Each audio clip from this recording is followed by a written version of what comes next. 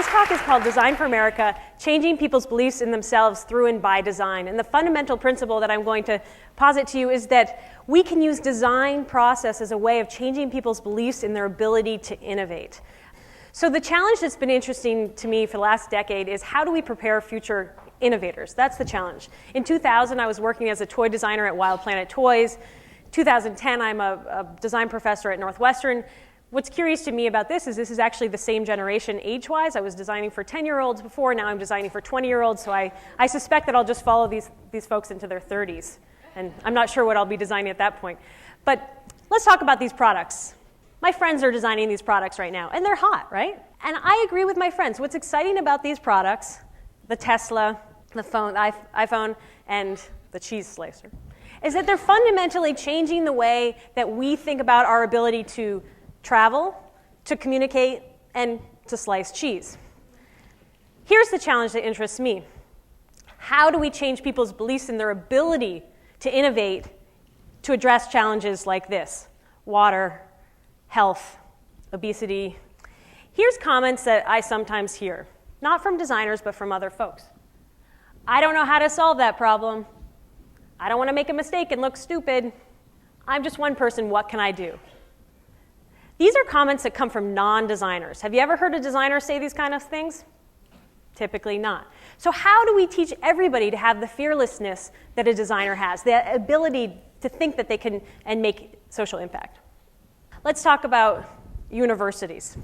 That's the design challenge. Here's the university. I'm situated at Northwestern. I was at Stanford before. And here's what I observed. Universities are repositories of resources and passion. And then we put students in classes, and we make them focus on some narrow niche. They don't work with others, and they're typically not working on applied problems. We have students graduating every year who are passionate. They're excited to take action. And here's what's happening. They graduate. They realize that the world is messy. It's difficult to make change. They feel overwhelmed and helpless, and their passion and idealism and potential for action reduces. How do we change this? This is my question. I believe the fundamental change is in their changing their ability and their confidence to make change. So they need to think they can make change in order to make change. Very specifically, the way I'm thinking about this is innovation self-efficacy, or your belief in your ability to innovate. And if you believe you can innovate, you will take the action necessary for innovation. What's interesting about this cycle is it's self-fulfilling. Your beliefs are informed by the action you take. Your action informs your belief. So how do we build this? This is a question as an educator. How do we build this? There's 3 basic ways. You can be persuaded. Somebody can tell you how to do it. You can come to conferences like this and say, well, okay, I see that person doing it. She or he looks a lot like me. I'm going to go out and try it myself. Or, and most effective, you can have something that's called a mastery experience. You can do it yourself and gain confidence that way. So let's look how this is currently being manifested, especially in the space of social design for social change. In terms of persuasion, we have our president telling us to make change. That's helpful. I haven't met him in person, but it's nice to know that he's trying to persuade me to be an innovation change maker. We have vicarious learning. This is an example of students. These are blogs from both AmeriCorps and Innocentive, so we can see that other people are trying to solve problems, and that's really helpful. But then, again, we have these mastery experiences, the third way of building self-efficacy. And mastery experiences are actually, there's a decent number of them out there. Here's what I observed about them, especially for college-age students in the design innovation space, is either you have organizations like Doctors Without Borders, which is phenomenal, but you need to have been a doctor. You need to have, 6 to 8 years of training to go abroad. That's another characteristic of many of these mastery experiences. You have to go abroad to apply your training, or you stay local. You do something like Habitat for Humanity. And some of these programs, while absolutely incredible, don't often rely on skills that you have. They'll rely on skills that they can train you in. So here's the need as a designer. The need was to foster future innovators with diverse perspectives who believe in their ability to innovate solutions to social problems.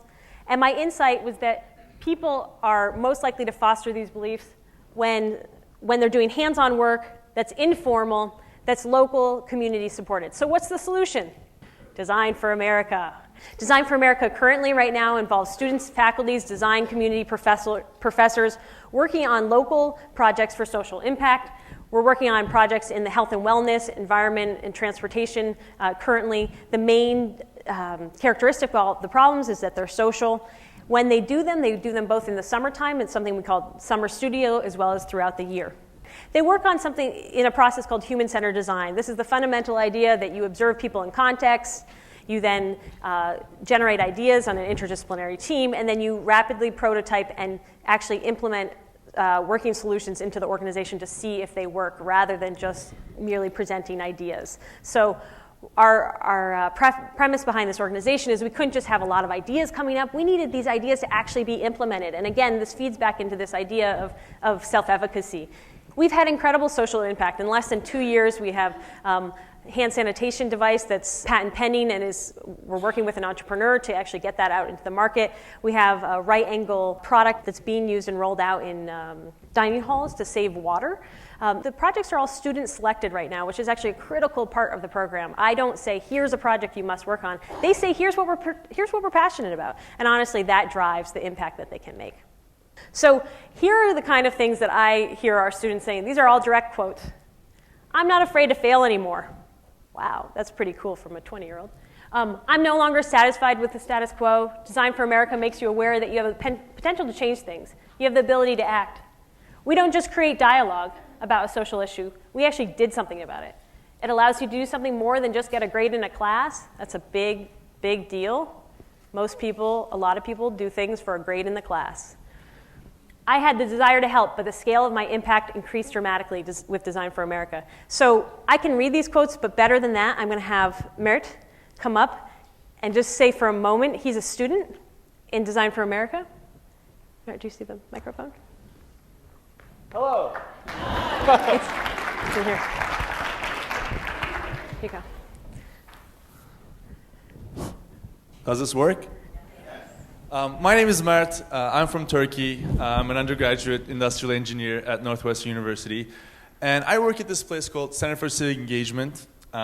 Basically, it's a place at Northwestern that promotes service learning. And they have students from each of the schools. And I am the person from the engineering school. Last week, we had training. And each student told their experiences. And this student from the music school said, well, my big experience in service learning, I had to teach kids from bad part of Evanston how to play the violin, and that was really meaningful for me, and that made me a better violin player, and awesome. And everybody had these awesome stories, and it came to me. And I looked and I said, well, what did I do as an engineer, as a designer? And I looked back at the Design for America project that I worked on 2 years ago at Northwestern University Health Systems. This is a hospital 5 blocks away from our campus. And our big question was this: how to get doctors to wash their hands? I mean, sounds like a pretty simple, dumb question, but doctors wash their hands 40% of the time, as much as they should. And as a result, 100,000 people die in the US every year. Big, messy problem because people get sick at hospitals. Stupid question, how do you get them to wash their hands? So we got at it. Interdisciplinary team, we're living in the infection control unit. We're sleeping there, so what's going on? How do we fix this? How do we fix this? And we came up with a product. I wish I could tell you. Well, maybe you'll invite me next year, and I'll tell you what it is. I can't right now because we signed non-disclosure agreements with manufacturers. We applied for a patent. We went and found investors. We had to negotiate investors. We had to negotiate a contract. And finally, we signed this thing and said, oh, yeah, I'll get 3% of what the revenues are, but that's not the point. The point is we're going to save lives. And in doing so, it made me a better engineer. It made me a better designer. I had to learn how to sketch, prototype, foam model, all those crazy things, while doing something to make the world a better place. Now I look, wait. Okay, clap.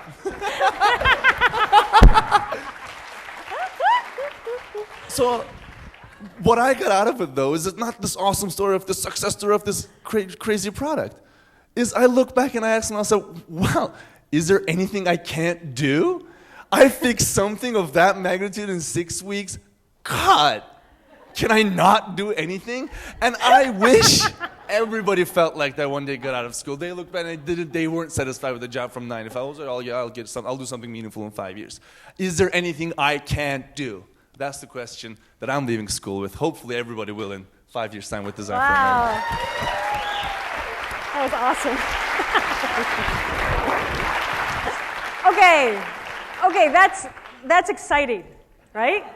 Okay, so now my job as a professor is we need to reverse engineer that, right? Because we can't just have, I mean, that's wonderful, but then how do we make that happen consistently, right? We got Natalia, we have Mer. How do we make that happen? That's the question. And I think we need to be thoughtful about how we make that happen. It doesn't just happen. We have to be thoughtful about it. And here's a couple ideas I have about how we can change beliefs through and by design. And these are the principles by which we were designing this organization, Design for America. So let me share a few with you. I won't go into them all in detail. But one is scope designs for immediate, local, and social, and big impact. That matters. That really matters that it's big. Encourage a bias towards action.